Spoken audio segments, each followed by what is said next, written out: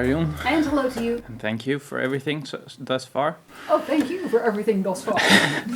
I'd like to talk about the part of the formula about insistence. Yes. No insistence to the outcome. Yes. So is there a spectrum? Because insistence already sounds different from expectations. Yes.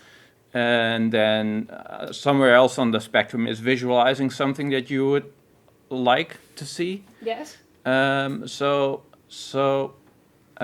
When I order something on Amazon to make it super practical, yes. and I expect it to show up the next day on my doorstep, right. and it usually does. So even though I expect an outcome from that action, yes. It still works. So can you speak to that? How does insisting... how do I balance between expecting something to work like it does in the world versus insisting on a certain outcome? All right. Oh, thank you. So the idea is an energy frequency matter, really, in your language. You are bound to expect something will happen. Yeah. And you kind of have to, because you're choosing you as the persona self, you understand yourself to be in this human lifetime. You're choosing to be focused in a physical time-space reality where one time frame follows the other, follows the other, follows the next, and so on, right? Yep. So you understand fundamentally you can expect something to occur. You won't just see an end of all that exists at some point. Something will occur inevitably anyway, whatever you choose to believe to be true about that, or whatever it might look like in your mind, something will occur next. So you can expect all you like, is what we're saying.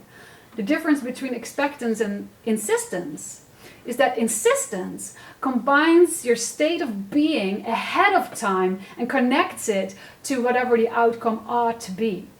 So now you're saying, I order something on Amazon, but what if it does not appear tomorrow? What if it gets delayed because of Black Friday mail or what have you? Then what do I do? Then what kind of impact will it have on my life? Then you start thinking in terms of, I hope it will arrive tomorrow, indicating your fear and doubt about the guarantee of that.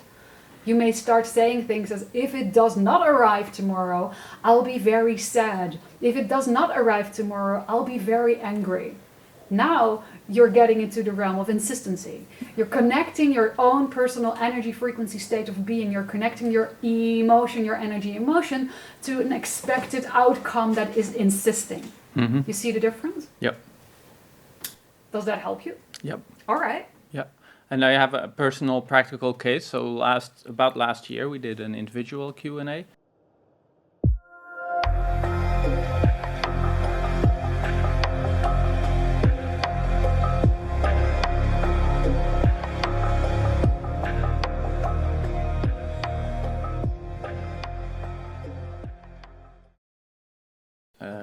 I asked about a pain in my foot, and you said it's not by not following your own path. Yes.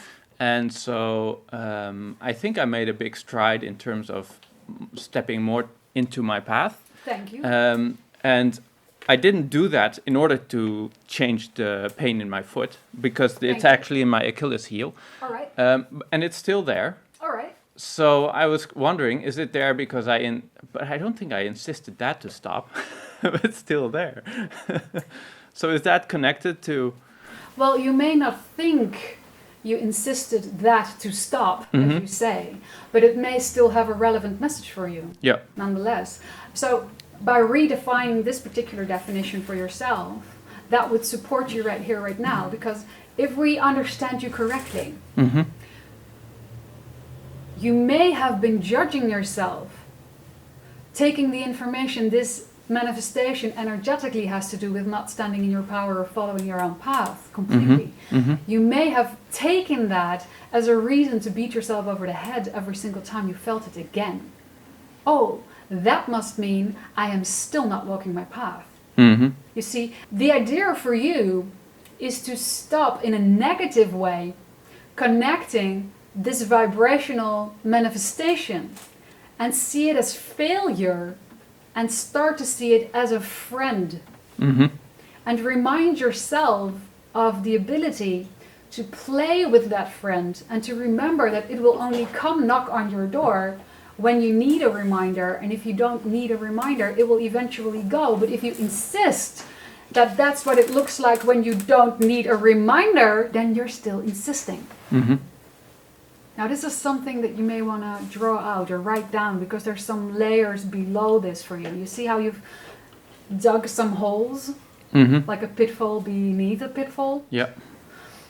But it's a beautiful thing to play with, you see. Yeah. You wouldn't manifest any type of reminder in your body if it didn't actually serve a function. But there's the wonderful thing of accidentally, quote unquote, getting addicted to a particular type of messenger because you're clinging to it by how you choose to interpret it. And if there's negative judgment connected to your interpretation of the quote unquote complaint, you in a sense start dating the complaint. Mm-hmm. Now you're telling yourself you need it. You may get attached to it in a sense, if only to prove the rational mind's point that something is wrong. Yeah.